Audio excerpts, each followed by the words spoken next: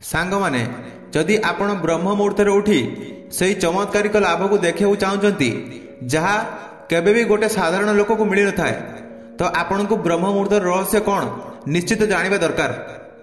सांगमाने ब्रह्म मुहूर्तर वर्णना बहुत शास्त्र मानक लिखा जाइए।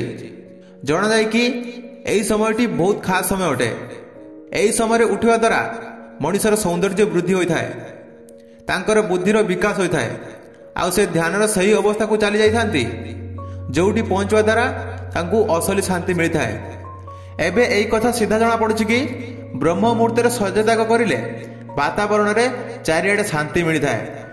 हेले अनेक विद्वान मानकर एवं पंडित मानकर कथा को सुनिबा यही समयटी विशेष सेथिबाई भी होता है कहीं यही समय आपणकर आत्मा परमात्मा सहित मिलता है। ब्रह्म मुहूर्त कौन होता है जानतु यार सत्य। शास्त्र मानक विशेषकर उपनिषद रे ब्रह्म शब्दर अर्थ माने सत्य अटे। जेबे कि ब्रह्मर अर्थ विशेष समय होता है, तेणु जेबे गोटे लोक निजर समय को सत्य को समर्पण कर दिए तो सही खास समय को ब्रह्म मुहूर्त कही संबोधित करा जाता है। मन रखंतु परमात्मा ही द्वितीय नाम सत्य अटे। जो व्यक्ति सत्यर मार्ग में चली था सत्यर आगे मुंड नहीं ताको स्वीकार करिछि तो आपण जानि नियंतु कि सही लोक परमात्मा भक्त।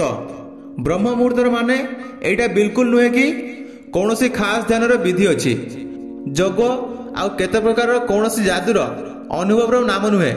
जेमिति कि समाज रे लोक मानक मध्य ब्रह्म मुहूर्त को नहीं धारणा देखा मिलता है। ब्रह्म मुहूर्त ना तो आमको कौनसी खास प्रकार अनुभव देता है ना कि यह द्वारा आमे अलौकिक शक्ति पाई परिबा। एबे प्रश्न आसुची कौन लाभ होता है ब्रह्म मुहूर्त रे। यह बुझिया पाई आपनकु पुणी ब्रह्म मुहूर्तर सत्य जानवा को हेबो। जो समय सत्यर सेवा पाई सत्य को जानिया पाई लगा जाए ताकू ही ब्रह्म मुहूर्त कहा जाए। आउ एई समयटी खास सेति पाई काहेकि ना मनुष्यर दुख को हटई तांकू आनंदित जीवन जीवर सत्यता जना पड़ी थाए। उदाहरण स्वरूप आपण कौनसी सत्संग को जाइछंती जेउठारे भगवत गीता उपनिषद गुरुबाणी भली ग्रंथ मानकर पाठ करा जाय थाए।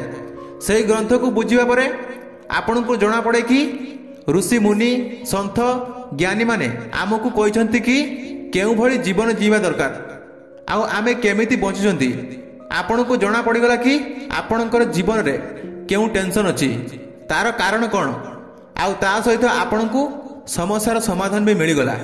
तो आपण चिंता करंतु गोटे घंटार सत्संग आपणकर पूरा जीवन रे केते परिवर्तन करथाए।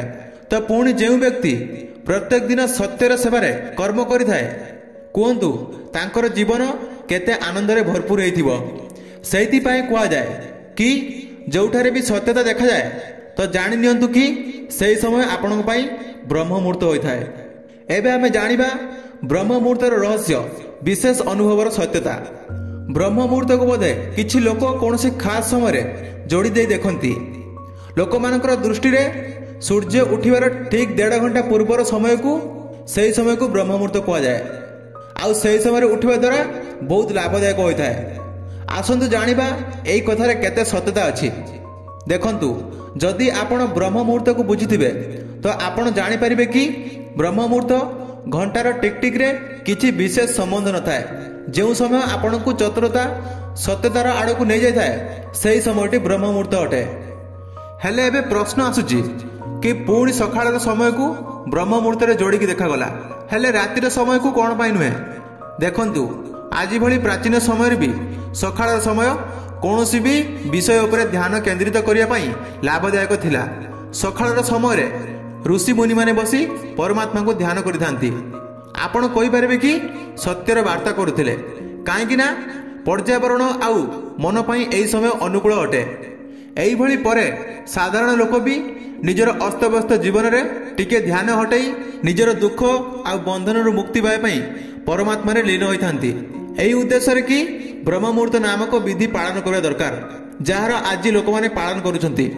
हेले काहेकि ना समाज रे लोक निजर बुद्धि को प्रयोग करबा अपेक्षा कौनसी काम को सेथिबाई करंती काहेकि ना समाज रे सही भली समस्त करिथांती।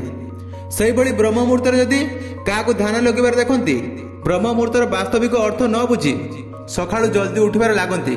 किछि न बुझी ଆଖି ବନ୍ଦ କରି ଧ୍ୟାନରେ ବସିବାରେ ଲାଗନ୍ତି। ଆଉ ଏହା ସେମିତି ହିଁ ସେବେଠାରୁ ଚାଲି ଆସୁଛି। ଆଜି ସମସ୍ତେ ଏଇଟା ଜାଣିଛନ୍ତି କି ବ୍ରହ୍ମ ମୁହୂର୍ତ୍ତରେ ଉଠିବା ବେଳେ ଧ୍ୟାନ ଲଗାଇବା ଦରକାର। ବ୍ରହ୍ମ ମୁହୂର୍ତ୍ତ ବିଷୟରେ କେତେ ପ୍ରକାରର ମିଛ ଏବଂ ମନଗଢ଼ଣ କାହାଣୀ ରଚନା କରାଯାଇଛି। ଲୋକମାନେ ସେହି ମନଗଢ଼ କାହାଣୀ ଦ୍ୱାରା ସତ୍ୟତା ନ ପାଇବା ଦ୍ୱାରା ଠକାମିରେ ପଡ଼ୁଛନ୍ତି। କେତେ କଥାକଥିତ ଗୁରୁ କହିଛନ୍ତି କି ବ୍ରହ୍ମ ମୁହୂର୍ତ୍ତରେ ଉଠି ଏହି ବିଧି ପ୍ରତ୍ୟେକ ଦିନ କର, ଆପଣଙ୍କୁ ଦିବ୍ୟ ଜ୍ଞାନ ପ୍ରାପ୍ତି ହେବ, ଆପଣଙ୍କର ଚେହେରାରେ ଚମକ ଆସିବ, ଆପଣଙ୍କ ଜ୍ଞାନର ପ୍ରଶଂସା ହେବ ଇତ୍ୟାଦି। ଏବେ ଏହି କଥାକୁ ଶୁଣି ମଣିଷ ଶୀତ ଦିନରେ 4ଟା ବେଳେ ଉଠି ଗାଧୋଇ କୌଣସି ମନ୍ଦିରକୁ ଯାଇ ଗୋଟେ ପତଳା ଗଞ୍ଜି ପିନ୍ଧି ଧ୍ୟାନ କରିବାରେ ଲାଗିଯାନ୍ତି। ଏବେ ତାଙ୍କ ଭିତରେ କେବଳ ଏଇଆ ଆସିବ କି କେମିତି ଗୋଟେ ଘଣ୍ଟା ହେଇଯିବ ଆଉ ମୁଁ ଶୀଘ୍ର ଏଠୁ ଚାଲିଯାଏ। ତ ଏବେ ଆପଣ କୁହନ୍ତୁ, ସେଇ ଲୋକ ପରମାତ୍ମାଙ୍କ ଧ୍ୟାନ କରୁଥିଲା ନା ନିଜର ଶରୀର ଉପରେ ଧ୍ୟାନ କରୁଥିଲା?